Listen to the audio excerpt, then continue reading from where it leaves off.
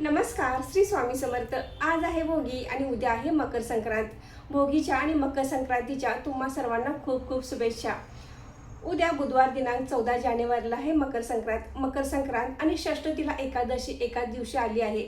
हा एक छान योग जुळून आलेला आहे। तर मकर संक्रांतीला आपण सूर्यदेवाच्या उपासनेसोबत भगवान विष्णूच्या देखील काही महत्त्वाच्या सेवा करू शकतो। आपल्या जीवनामध्ये सकारात्मकता, आत्मविश्वास वाढण्यासाठी, त्याचबरोबर भगवान विष्णूंची कृपा आपल्या कुटुंबावर आपल्यावर राहण्यासाठी आपण कोणत्या सेवा करणे आवश्यक आहे हे आपण आजच्या व्हिडिओमध्ये जाणून घेणार आहोत। तर व्हिडिओ स्किप न करता शेवट पण नक्की बघा। नमस्कार मैत्रिणींनो, मी सारिका भक्ती विश्वमध्ये तुमचे मनापासून स्वागत करते। उद्या बुधवार दिनांक 14 जानेवारी आहे आणि मकर संक्रांत आहे। या दिवशी षष्ठीला एकादशी देखील आलेली आहे।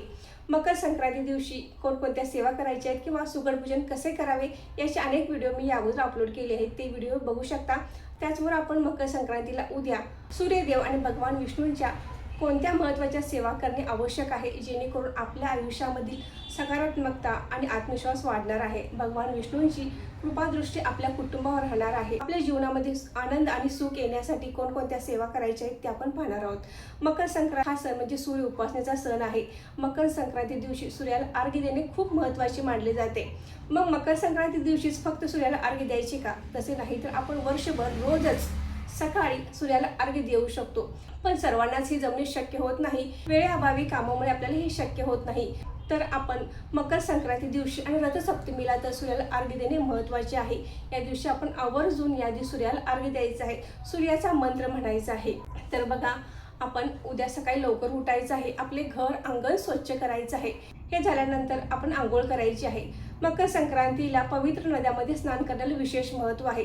प्रत्येकालाच काही गंगा स्नान करता येणे शक्य नाही, तर आपण आंघोळीच्या पाण्यामध्ये थोडेसे गंगाजल आणि तीळ टाकून आपण आंघोळ करायची आहे। तुमच्या घरी जर गंगाजल नसेल तर तुम्ही आंघोळ करताना गंगेचे स्मरण करायचं आहे आणि ओम गंगे नमः या मंत्राचा जप केला तरी देखील चालेल। आंघोळ झाल्यानंतर आपण सूर्याला अर्घ्य द्यायचं आहे।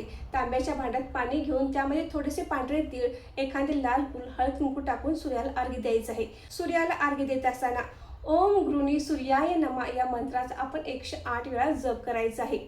त्यानंतर आपण आदित्य हृदय स्तोत्र आवर्जून या दिवशी आपण म्हणायचं आहे। अतिशय छान आहे, याने आपल्या आयुष्यामध्ये खूपच चांगला फरक पडतो। तर आपण आवर्जून या दिवशी आदित्य हृदय स्तोत्र म्हणायचं आहे। म्हणणे शक्य नसेल तर किमान आपण या दिवशी जरूर आदित्य हृदय स्तोत्र ऐकायचं आहे। त्यानंतर आपण देवपूजा करून घ्यायची आहे। षष्ठीला एकादशी आहे, तर आपण आपल्या देवघरातील बाळकृष्णाच्या मूर्तीवर, विठ्ठलाच्या मूर्तीवर, बालाजींच्या मूर्तीवर आपण अभिषेक घालायचा आहे। हा अभिषेक घालून झाल्यानंतर आपण पूर्ण देवपूजा झाल्यानंतर आपल्याला विष्णू सहस्त्रनाम किंवा विष्णू सहस्त्रनामावली आपण म्हणायचं आहे। आता हे सगळे सकाळी करणे शक्य नाही, कारण सकाळी खूपच धावपळ होते। तर आपण दिवसभरामध्ये कधीही आपण विष्णू सहस्त्रनामावली, व्यंकटेश स्तोत्र या भगवान विष्णूंच्या सेवा केल्या तर आपल्या आयुष्यामध्ये खूपच चांगला फरक पडतो। भगवान विष्णूंच्या या सेवेने आपल्या समोर असणाऱ्या आर्थिक समस्या दूर होतात। शक्य असेल तर आपण प्रत्येक एकादशीला विष्णू सहस्त्रनाम आणि विष्णू सहस्त्रनामावलीचे पठण जरूर करावे। शक्य असेल तर आपण रोजही करू शकता, पण प्रत्येक एकादशीला तर आपण विष्णू सहस्त्रनामाचे आवर्जून पठण करायचं आहे।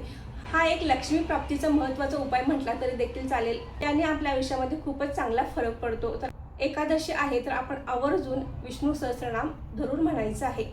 ज्यांचे एकादशीचे उपवास आहेत त्यांनी उपवासाचे पदार्थ खायचे आहेत, आणि ज्यांचा उपवास नाही तर आपण जे काही पुरणपोळी वगैरे आपण करतो ते खाल्ले तर चालते। सूर्याचे मकर राशी संक्रमण हे दुपारी 3:06 आहे, तर आपण सुगडपूजन जे करणार आहोत तर दुपारी 3:06 ते सूर्यास्तापर्यंत आपण सुगडपूजन करू शकता, हळदी कुंकवाचा कार्यक्रम करू शकता। मकर संक्रांतीच्या 3 दिवसाच्या काळामध्ये आपण कोणाशी वादविवाद भांडणे करायची नाही। त्याचबरोबर आपण तीळ, गूळ, नवे भांडे, वस्त्र यांचे दान करायचं आहे। दान करत असताना आपण सत्पात्र दान करायचं आहे। एखाद्या गरजवंताला, गरजू व्यक्तीला आपण या वस्तूंचे आवर्जून दान करायचं आहे। बऱ्याच घरामध्ये अशी समस्या असते की मुलगा आणि वडील यांची अजिबात पटत नसते, तर आवर्जून आपण मकर संक्रांती दिवशी गूळ आणि तीळ या 2 वस्तूंचे दान आवर्जून करायचं आहे। हे मी कालच्या व्हिडिओमध्ये सांगितले होते आणि आजही सांगत आहे की मुलगा आणि वडिलांचे जर ज्या घरामध्ये पटत नाही तर पत्नीने म्हणजे मुलग्याच्या पत्नीने हे दान करायचं आहे। आपल्या मिस्टरांचे आणि सासऱ्यांचे संबंध चांगले होण्यासाठी आपण आवर्जून तीळ आणि गुळाचे दान करायचं आहे। मुलग्याचे जर लग्न झाले नसेल तर आईने आपल्या पतीचे आणि आपल्या मुलाचे संबंध चांगले व्हावेत, त्यांच्यामध्ये वादविवाद होऊ नयेत, यासाठी गुळ आणि तिळाचे दान करायचं आहे. आता हे किती करायचे, अगदी थोडे थोडे आपण केले तरी देखील चालेल. एखाद्या गरजू गरीब व्यक्तींना आपण हे तीळ आणि गुळ, तिळगुळ नव्हे तर आपल्याला तीळ आणि गुळाचेच दान करायचं आहे. हा अत्यंत प्रभावी उपाय आहे. आपण आवर्जून या वस्तूचे दान करायचं आहे. तर मैत्रिणींनो, परत एकदा तुम्हाला मकर संक्रांतीच्या खूप खूप शुभेच्छा. आजचा व्हिडिओ इथेच थांबवते. आजची माहिती कशी वाटली कमेंट करून नक्की सांगा. व्हिडिओ आवडल्यास व्हिडिओ लाईक करा, शेअर करा. धन्यवाद.